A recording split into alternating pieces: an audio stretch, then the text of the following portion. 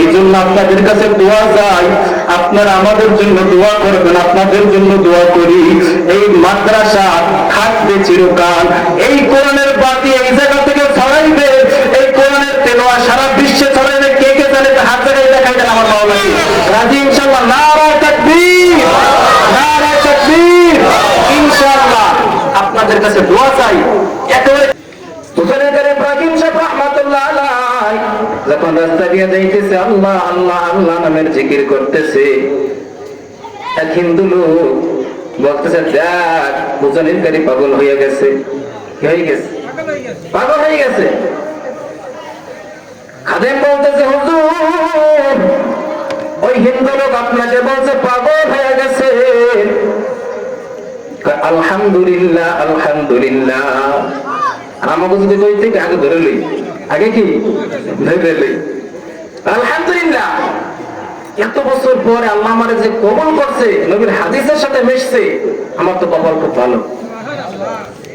কারণ তোমরা এমন ভাবে জিকির করো হাত্তা ইয়াকুলু মাজনুন, লোকেরা তোমাকে দেখে যেন পাগল বলে। এই জন্য বাজার এই মাদ্রাসা আপনার আমার জন্য একটা নিয়ামত, আপনার আমার জন্য কি নিয়ামত। আল্লাহ এক মহিলা আল্লাহ তাআলা তাকে 4টা সন্তান দিছে, অন্যের বাড়ি কাজ করে।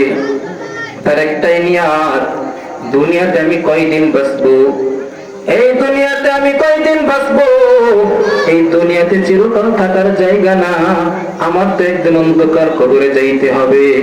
আমাকে আল্লাহ সন্তান দিছে, আল্লাহ আমার এই সন্তানটাকে আমি বড় আলেম বানাবো। স্বামীও কাজ করে, মহিলাও কাজ করে, কিন্তু আগাইতে পারে না। কিছু কয়েক বছর পর ওই স্বামী মারা যায়। আল্লাহ তাআলা তাকে 4টা সন্তান দিছে, মানুষের বাড়ি কাজ করিয়া পানি টানিয়া তারপর তার সন্তানদেরকে তিনি পড়ালেখা করাইতেছে।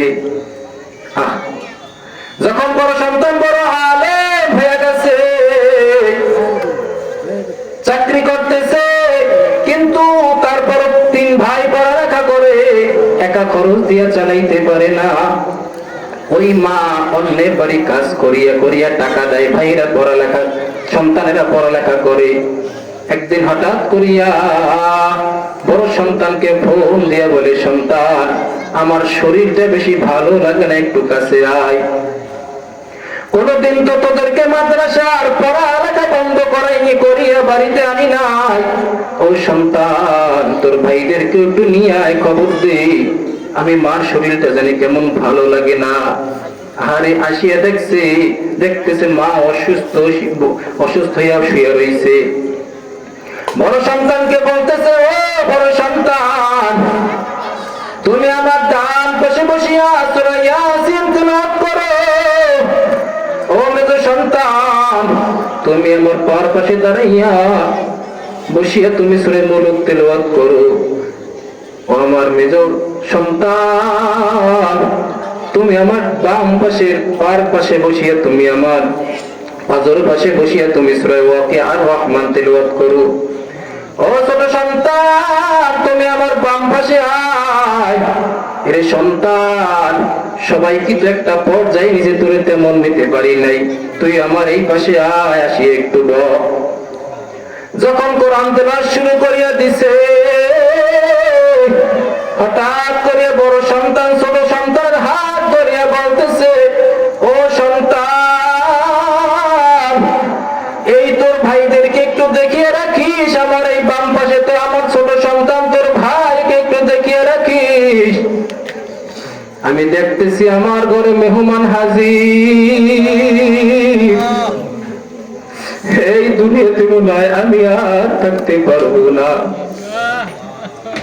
এই সন্তান কিছু করতে পারি নাই, কিন্তু মাকে একটু ওই দিনকে খুঁজিয়ে খুঁজিয়ে বের করিস। আরে গুলশান মসজিদে অর্ডার হয়ে গেছে আজকে এই রমজানে খতম তারাবির জন্য হাফেজে কোরআন নেওয়া হবে। টাইম দেওয়া গেছে শুক্রবার দিন সকালবেলা শুরু হবে। পোস্টার লাগাইয়া দিছে, বাবা ওই ঢাকার শহর ভ্যান চালাইয়া 2টা সন্তান বড় হাফেজ ভালো হাফেজ বানাইছে। ওই চট্টগ্রাম কেমনে যাইবে, ভাড়া টাকাও নাই বাবা। একদিন বসিয়া ভ্যান গাড়ি চালাইয়া 2 দিন বসিয়া ওই চট্টগ্রাম চলিয়ে গেছে। যে বলতেছে সন্তানেরা বেশি সময় নাই, ভ্যান গাড়ির উপর উঠো, আমাদের সফর বহুত লম্বা সফর। ওই সন্তানেরা উঠো, বেশি দেরি করিও না। শুনছি অমুক জায়গায় খতম তারাবির জন্য হাফেজে কোরআন নিবে। আমার মনে চায় আমার সন্তান সামনে গিয়া, মানুষের সামনে গিয়া কোরআন তেলাওয়াত করবে। বাবা কষ্ট করিয়া সেই চট্টগ্রাম থেকে সন্তানকে নিয়ে আসছে ঢাকা গুলশানে। ইন্টারভিউ নিতেছে, হাফেজে কোরআন রেডি হয়ে গেছে।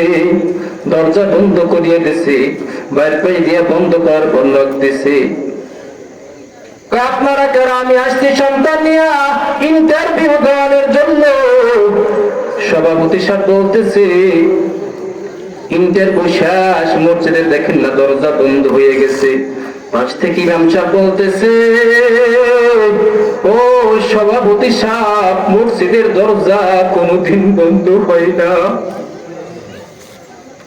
সব ঘরের দরজা বন্ধ হইতে পারে, মসজিদের দরজা বন্ধ হয় না। দরজা যখন খুলিয়া দিছে, সন্তানেরা যখন কোরআন তেলাওয়াত পড়ানোর জন্য হুজুরের সামনে পড়ার জন্য, ইন্টারভিউ দেওয়ার জন্য হুজুরদের সামনে চলিয়া গেছে। আর সমস্ত অন্যান্য যখন ছেলেরা ইন্টারভিউ দিছে আর বলছে তোমার ইন্টারভিউ হয়ে গেছে, তুমি পরে আসো, এর পরের জনকে তুমি পাঠাইয়া দাও।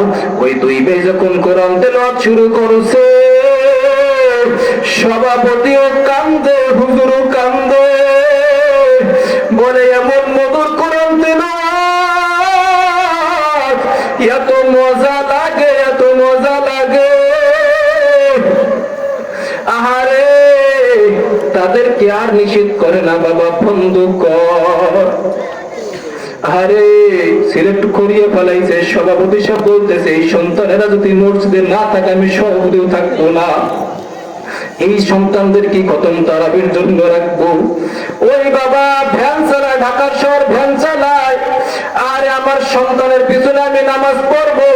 ধানমন্ডি যায়, যত জায়গায় যায়, রমজান মাসে রোজা রাখিয়া ভ্যানটারে চালাইয়া ওই সন্তানেরা তারাবি নামাজ পড়ায়। বাবায় পিছনে যাইয়া পড়ে, মুসল্লি হিসেবে দাঁড়াইয়া একেবারে পিছনের কাতারে দাঁড়াইয়া কান্দে।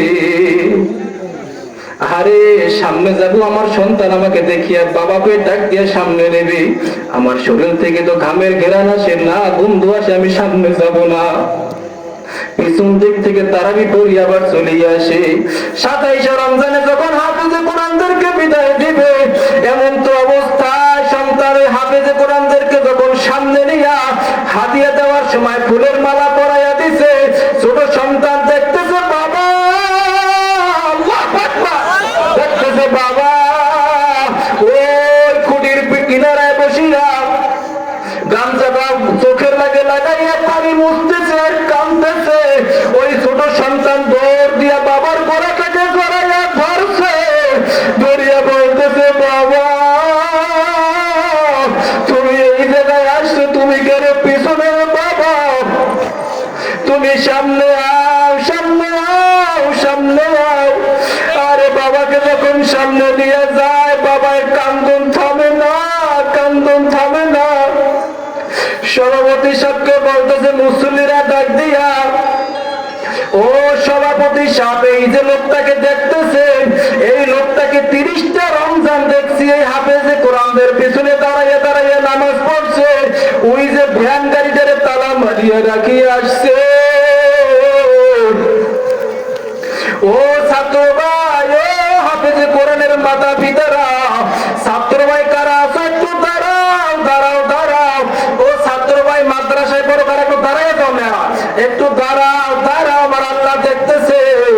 আরে সন্তানকে যখন মাদ্রাসায় দিছে, একজনকে ধরো আর শোনো, একজনকে ধরিয়ে বলো ভাই আমি তো গুনাহগার, আমি তো পড়তে আসছি, তুইও পড়তে আসছো, আমার মা আমার পড়তে পাঠাইছে, বাবা পড়তে পাঠাইছে, একটু তুই আমার জন্য দোয়া করিস, আমিও তোর জন্য দোয়া করি। আমরা ছাত্র ভাই যেন একসাথে বড় হাফেজে কোরআন হইতে পারে। দাও মেয়েরা একটু ধরিয়া তলবে এলেমদের কাছে দোয়া যাও, আল্লাহ তোমাদের দোয়া বিফলে পালাইবে না। বাবা গুনাহ করছে, বাবা মা গুনাহ করছে, কেউ পাশ থেকে ধরিয়ে নিয়ে সন্তানটাকে মাদ্রাসায় ভর্তি করিয়া দিছে। ভর্তি করার পর ঘোষণা করছে ওর মা বাবা তো জাহান্নামী ছিল, ওই সন্তানের কারণে মাতা পিতাকে জান্নাতে পাঠাই দাও। আল্লাহু আকবার। ফেরেশতারা জিজ্ঞাসা করে, আল্লাহ এই মাতা পিতাকে কেন জান্নাতে পাঠাবো? একটু খেয়াল করিয়া কি দেখছো, যখন ও বিসমিল্লাহ পড়ছে, আমার আল্লাহর নাম যখন ও জবানে নিছে, আমি আল্লাহ তো এত জুলুমকারী না, আমি আল্লাহ মাফ না করিয়া পারি না। এই জন্য আপনাদের কাছে দোয়া চাই, আপনারা আমাদের জন্য দোয়া করবেন, আপনাদের জন্য দোয়া করি। এই মাদ্রাসা থাকবে চিরকাল, এই কোরআনের বাতি এই জায়গা থেকে ছড়াইবে, এই কোরআনের তেলাওয়াত সারা বিশ্বে ছড়াইবে। কে কে জানে হাত জায়গায় দেখাই দেন আমার মাওলানা রাজি ইনশাআল্লাহ। নারায়ে তাকবীর, নারায়ে তাকবীর। ইনশাআল্লাহ আপনাদের কাছে দোয়া চাই। একেবারে